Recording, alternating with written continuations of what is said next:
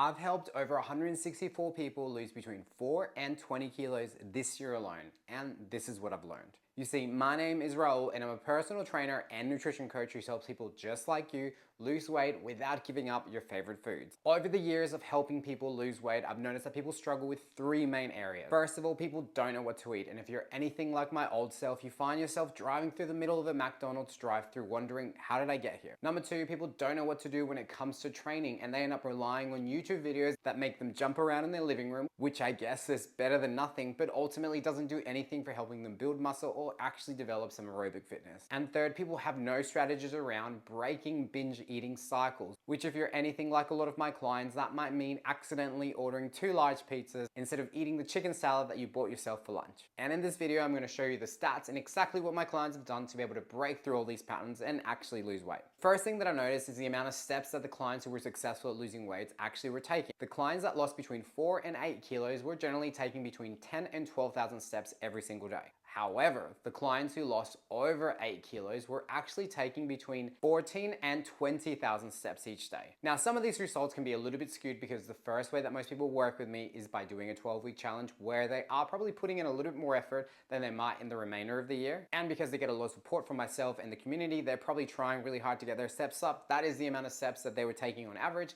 that helped them lose the weight. Now, when it comes to the training side of things, it's really interesting. Some people didn't train at all and they still were able to lose between 4 and 8 kilos. But the people who were exercising 3 to 4 times a week doing some type of strength training. And that was pretty standard across the board for everybody. It was really interesting when I looked at the data because I realized that if people weren't training 3 or 4 times a week or not training at all, there really wasn't many people who were just training once or twice a week. This, I think, can be attributed to the fact that if you're probably really making a commitment to yourself to actually losing the weight, then chances are you're going to dedicate the actual time it needs to follow a proper program as opposed to just doing something in the better than nothing type mindset, which can sometimes lead to you not seeing great results in the gym. Another thing that I noticed was the common theme that ran across all of my clients when it came to finding the strategy that helped them break the binge eating cycle, and that was calorie banking. Calorie banking is the idea that you're gonna save calories for social days or Fridays and Saturdays where you might eat things that are a little bit more indulgent so that you don't feel like you have to stop your diet or throw in the towel because you've eaten more than you would have normally in a diet phase. I have people try a ton of different methods to be able to allow them to break their binge eating cycles,